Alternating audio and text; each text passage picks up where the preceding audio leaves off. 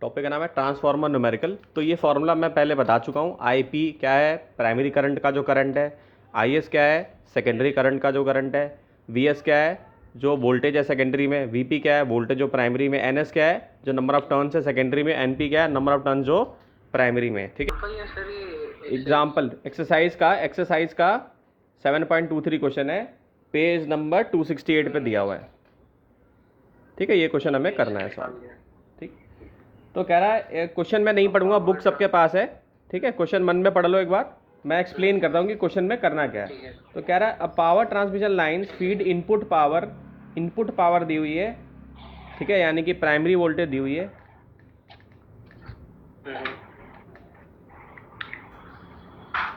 Input power है 2300 volt.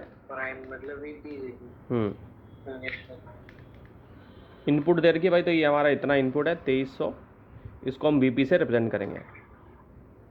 ठीक है, और नंबर ऑफ टर्न्स क्या है, 4000 टर्न्स है।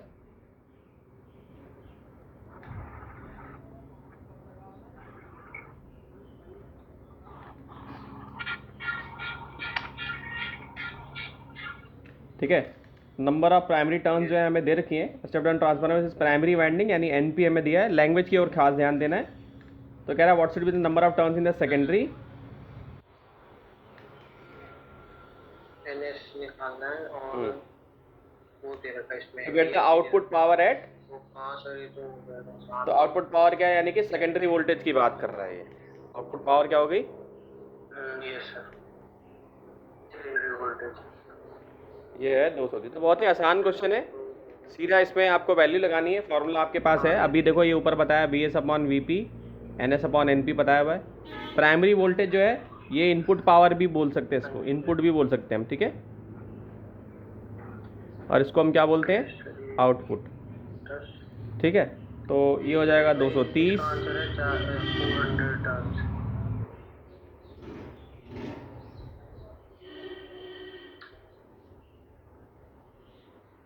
ये हो जाएगा। ठीक है, तो NS की वैल्यू सब कुछ सॉल्व करोगे,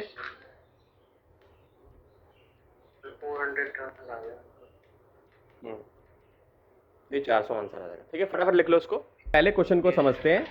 क्वेश्चन में कह रहा है, एक हाइड्रोइलेक्ट्रिक पावर प्लांट है, मान लो ये हाइड्रोइलेक्ट्रिक पावर प्लांट है।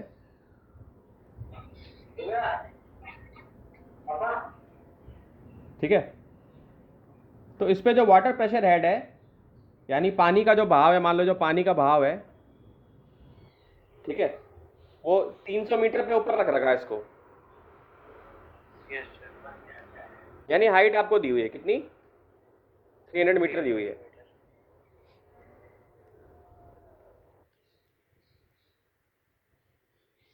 ये हाइट आपको दी हुई है। ठीक है, rate of flow of water जो है वो आपको दिया हुआ है। Rate of flow of water यानी कि 100 मीटर के ऊपर सेकेंड दे रखा है। और हमने क्या पढ़ा है कि ये जो बांध की पोटेंशियल एनर्जी है, इसी को काइनेटिक एनर्जी में कन्वर्ट करते हैं। और यही काइनेटिक एनर्जी जो है जनरेटर्स के, जो जनरेटर्स होते हैं, AC जनरेटर होते हैं, उनके जो ये टर्बाइंस होती हैं उनको रोटेट कराते हैं। ऐसे टर्बाइंस होती है ना, इस टर्बाइंस को बेटा ये रोटेट कराते हैं। ठीक है, AC जनरेटर की जो टर्बाइंस होती हैं, तो यही काइनेटिक एनर्जी मोशन में इसको लेकर आते हैं। और मोशन में होने से क्या होता है, हमने क्या पढ़ा था, AC जनरेटर किसमें काम करता है, इलेक्ट्रोमैग्नेटिक इंडक्शन में काम करता है, और मैकेनिकल एनर्जी को इलेक्ट्रिकल एनर्जी में कन्वर्ट करता है ना। सो ये ऐसे गिर रहा है। तो इसमें रेट ऑफ फ्लो हमें दिया हुआ है ऑफ वाटर, कितना है, 100 मीटर के ऊपर से।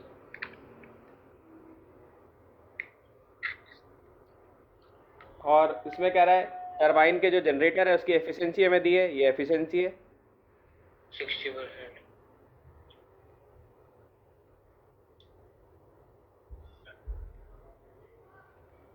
जी को 9.8 लेना है। तो पावर होता है work upon time. Yes sir. Work होता है फोर्स इनटू डिस्प्लेसमेंट, और फोर्स होता है mg, फोर्स होता है mg, और s हो गई यहाँ पे हाइट। तो ऐसा लिख सकता हूँ, बताओ। हाँ यस सर, ठीक है। पानी की डेंसिटी जो और मास को कैसे लिख सकता हूँ, वॉल्यूम इंटू डेंसिटी लिख सकता हूँ, क्योंकि वॉल्यूम दे रखा ना अपने को, तो मास को वॉल्यूम इंटू डेंसिटी लिख सकता हूँ। तो वॉल्यूम हो जाएगा, डेंसिटी हो जाएगा, जी हो जाएगा, एच हो जाएगा, अपना टाइम हो जाएगा, ये अपना पावर निकल गया इससे। देख रहे हो कितना ईजी हो गया ये, ठीक, क्योंकि ये फॉर्मूला पता होना चाहिए। वर्क फोर्स इंटू डिस्प्लेसमेंट होता है भाई, फोर्स को mg ले सकते हैं हम यहाँ पे, पानी का जो वेट है, ठीक है। तो ये हमारा पावर इनपुट ये हमें निकल जाएगा। तो इससे हमारे पास क्या दे रखा, वॉल्यूम 100 का रेट दिया हुआ है, तो 100 मीटर क्यूब पर सेकंड दे रखा है। तो यहाँ पे क्या लिख लेंगे 100। Yes sir. वाटर की डेंसिटी 1000 लेते हैं हम, जी की वैल्यू 9.8 लेते हैं, और हाइट हमें 300 मीटर में दे रखी है, ठीक है। यस। तो ये आ जाएगा लगभग 2.94 इंटू 10⁸ वाट। पावर की यूनिट वाट होती है, तो वाट में हमने ले लिया, ठीक। तो अब हमें जनरेटर की एफिशिएंसी निकालनी है। तो एन क्या होता है भाई, पी आउटपुट जो निकला, जैसे हम परसेंटेज निकालते हैं ना, किसी के 7 नंबर आए तो वो ऊपर रखेंगे, 10 नंबर हम नीचे लिखेंगे। तो आउटपुट जो निकला, आउटपुट तो कम ही निकलता है ना जितना इनपुट देते हैं, तो यानी कि ये वाली चीज़ जो होगी वो नीचे लिखनी पड़ेगी। इनपुट ज़्यादा ही होता है ना हमेशा, कुछ तो डिसिपेट हो जाती है एनर्जी, तो इसलिए आउटपुट को ऊपर लिखना है, नीचे नहीं लिखते कभी भी, गलत हो जाएगा, ठीक है। ये हमें दे रखा है, ठीक। फिर हमें ये 60% दिया ही हुआ था, ये हमें 60% दिया ही हुआ था, है ना। एफिशिएंसी तो दे रखी थी, हमें तो बस आउटपुट बताना था। और ये कितना हो जाएगा 2.94 इंटू 10⁸8, ठीक है बच्चे। तो अब इसको हमने क्या किया, 60/100 लिख लेंगे इसको, 60/100, और इसको मल्टीप्लाई कर देंगे किससे, 2.94 इंटू 10⁸8 से कर देंगे, ठीक है। तो ये क्या निकल जाएगा, यस सर। सर ये आएगा तो ये आ जाएगा तुम्हारा लगभग, सॉल्व करके देखो सब लोग अपने अपने रजिस्टर पे।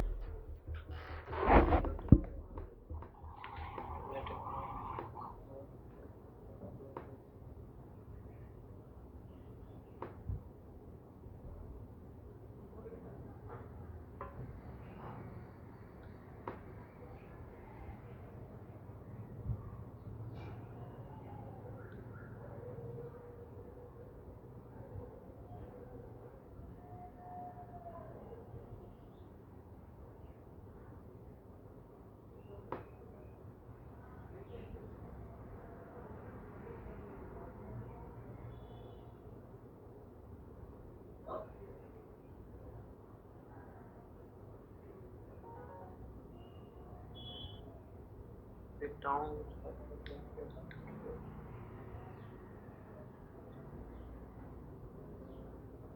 सर इसमें सर थोड़ा थोड़ा आ रहा है, जैसे एक स्मॉल टाउन है, इसकी डिमांड है 800 किलोवाट पावर, और उनकी वोल्टेज होनी चाहिए 220 वोल्ट। और सर इस तो फिर इसमें 15 kilometre to electric power generator है। अच्छा, उसकी वोल्टेज की है 440। चलो मैं समझाता हूँ,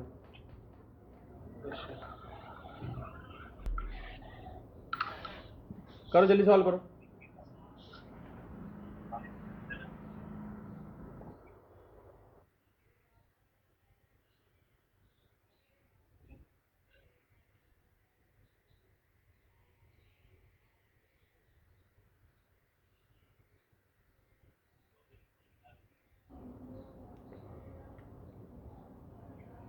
सर ये हो गया एक मिनट, 12 सर 1200 किलोवाट हो गए।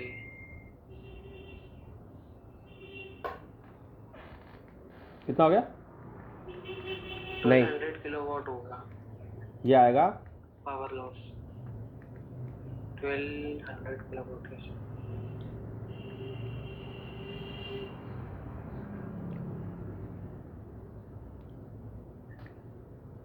30 होगा हमारा ये देखो ना, क्या है यार, तुम्हें भी ये भी बताना पड़ रहा है। सर हाँ सर 30 हाफ वन हो गए, फिर 15 इंटू हाँ सर ठीक है ठीक है ठीक है ठीक है। वही तो मैं कह रहा हूँ तुम्हें। हाँ सर हो गया हो गया। ठीक है 20 का।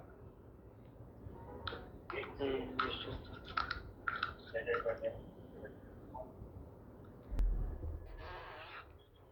Yes.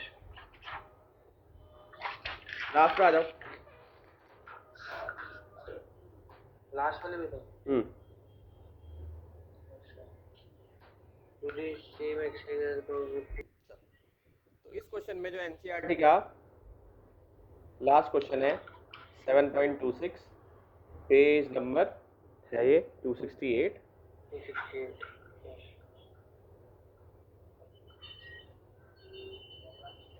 कह रहा सेम क्वेश्चन को करना है, बस रिप्लेसमेंट क्या हो गई। अब जो ट्रांसफार्मर है वो 40,220 वोल्ट का स्टेप डाउन ट्रांसफार्मर है। Yes.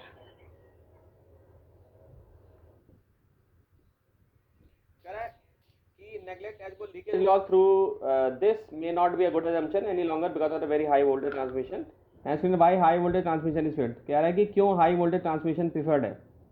why इसका आंसर हमें जस्टिफाई करना है। why very high voltage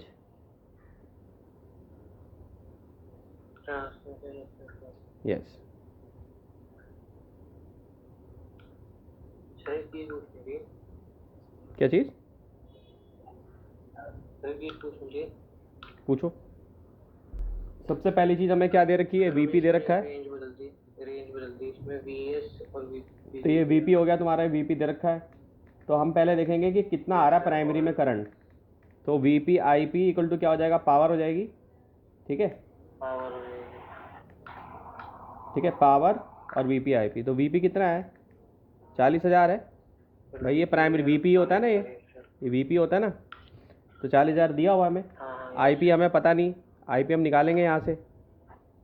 ठीक है, और इसको किसके इक्वल, पिछले वाले क्वेश्चन में हमने कितनी निकाली थी, तो 8,000 किलो। हाँ, तो ये कितना हो जाएगा तुम्हारा, ऐसे भी लिख लेता हूँ। ठीक है, यही थी हमारी। तो अब करंट कितना निकल गया, पहले 200 आ रहा था ना, 20 आना चाहिए। हाँ 20 आ जाएगा, सॉल्व करके आ जाएगा 20 आ गया। 20 एम्पियर। अब देखते हैं इसी में सब कुछ वही पहले जैसा निकाला था, जस्टिफाई करना था कि वोल्टेज ज़्यादा क्यों लेके रखनी होती है हमें, क्यों ज़्यादा भेजनी होती है, क्योंकि उससे पावर लॉस कम हो जाता है। एनसीईआरटी के चैप्टर 3 में भी दिया हुआ है, एक छोटी सी लाइन दी है जिसमें लिखा बताया गया है कि क्यों ज़्यादा हाई अमाउंट ऑफ वोल्टेज हम यूज़ करते हैं और ज़्यादा अमाउंट ऑफ करंट क्यों यूज़ करते हैं, क्योंकि पावर लॉस मिनिमाइज हो जाए। ठीक है, तो लाइन पावर लॉस निकालेंगे हम। वोल्टेज बढ़ा देंगे तो रेजिस्टेंस कम हो जाएगा। ठीक है, तो आईपी की वैल्यू क्या हो जाएगा, इंटू 2 लाइन्स है ना। 2 लाइन्स मतलब वायर के बारे में बात हो रही है भाई। हाँ ये तो ये हो जाएगा 20 का स्क्वायर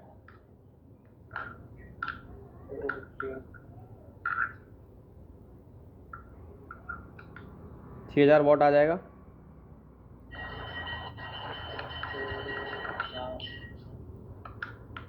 ठीक है। ठीक, फिर आते हैं बी पे।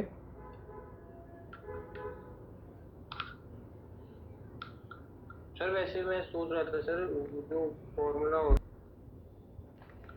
तो ये लाइन पावर लॉस हमें पता चल गया 6 किलोवाट का लॉस हो रहा है, और हमने power supply by plant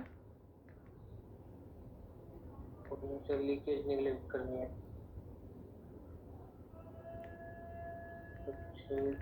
800 plus 6, 806।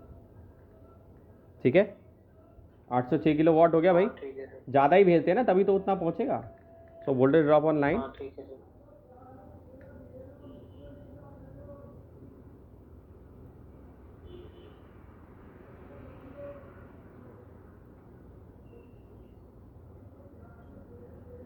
Two lines मतलब दोनों लाइनों का पूरा लेना है। तो आई पी कितना था 20, 20 होगा 15 300 होगा। ठीक है। और वोल्टेज फॉर ट्रांसमिशन कितनी है भाई, इतनी आ गई तुम्हारी।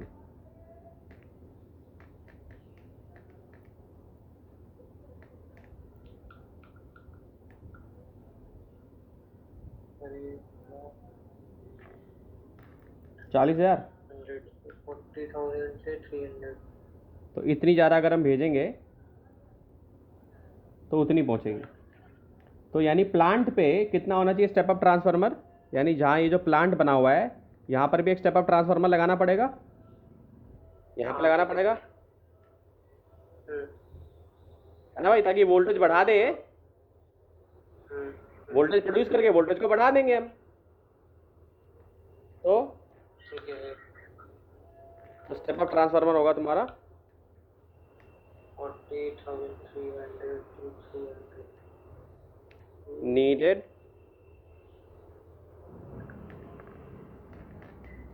at the plant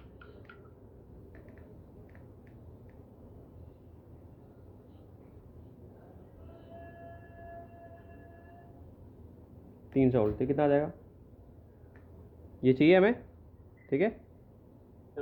तो हायर वोल्टेज का पावर लॉस देखते हैं। तो 6 किलोवाट था, 440 कैसे आएगा? देखो 220।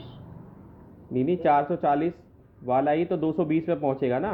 यहाँ पे देखो क्या है, हाँ 4000 ये स्टेप डाउन किया ना हमने यहाँ से, तो डबल लेंगे ना हम उसका लगभग। हाँ। तो 440 था, यानी इतना आ रहा है, इतना आ रहा है, और इसको हमने स्टेप डाउन करा है। ये ट्रांसफार्मर को स्टेप अप करने के बाद फिर वोल्टेज जो आई उसको फिर हमने स्टेप डाउन ट्रांसफार्मर से डाउन किया है, ठीक है, क्योंकि ट्रांसपोर्ट करने के लिए हमें ज़्यादा वोल्टेज चाहिए ना। तो अब आते हैं पावर लॉस हाई वोल्टेज पे कितना हो रहा है और लोअर वोल्टेज पे कितना हो रहा है। तो power loss at higher voltage, ये सबसे इंपॉर्टेंट चीज़ है ये। So power loss at higher voltage,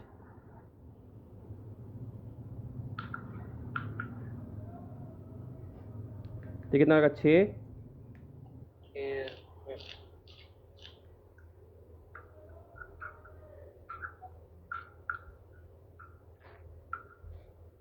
और power loss at lower voltage.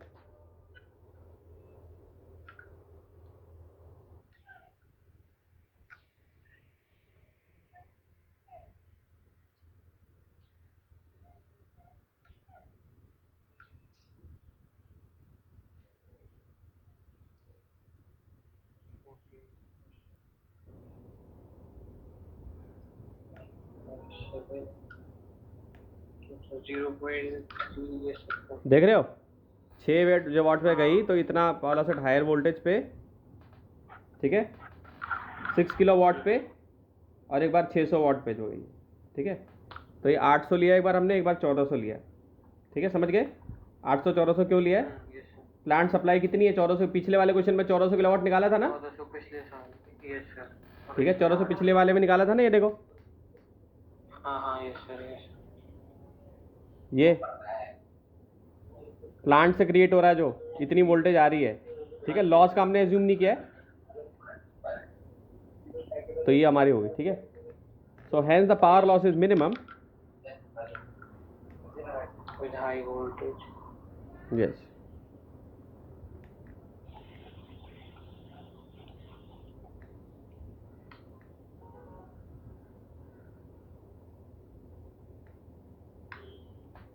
So Yes. the high voltage is preferred.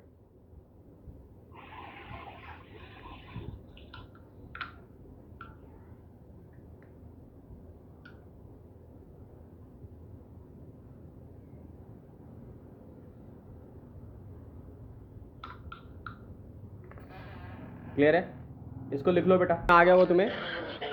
हाँ सर। ये इसमें एक लाइन जो दी हुई है, ट्रांसफार्मर रेशियो, प्राइमरी कॉइल है, आइडियल सेटअप ट्रांसफार्मर है एज 100 टन, ठीक है, यानी कि एनपी हमको दे रखा है 100, वही हुआ ना मतलब, एनपी 100 दे रखा है हमें, ठीक है। हाँ यस सर। और NS/NP इक्वल टू 100 ये रेशियो। हाँ ये ट्रांसफर रेशियो मतलब, यानी कि इसका मतलब ये है कि NS/NP जो है उसको इसकी वैल्यू 100 दे रखी है हमें।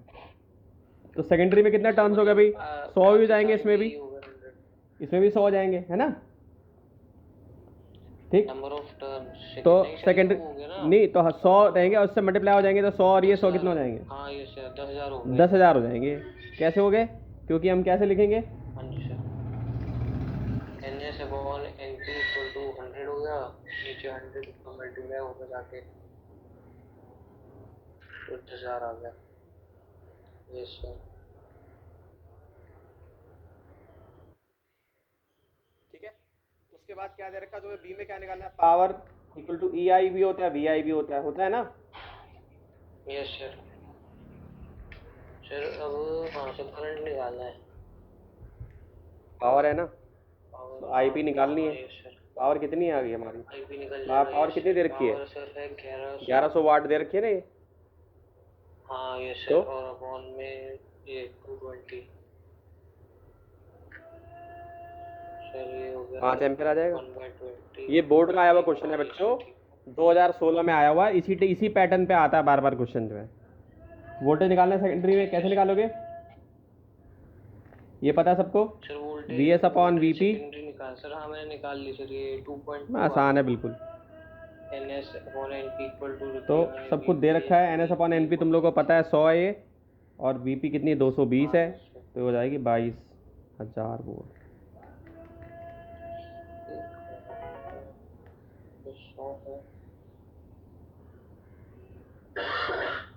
सर ये डिवाइड हो जाएगा ना 100 से। सर वो आ जाएगा 2.2 आ जाएगी वो। हाँ, और डी क्या नहीं, करंट इन सेकेंडरी निकालना है, कैसे निकालोगे? सेकेंडरी करंट निकालना सर, वो फॉर्मूले में डाल देंगे VP अपॉन VS के इक्वल टू 100 पुट कर देंगे।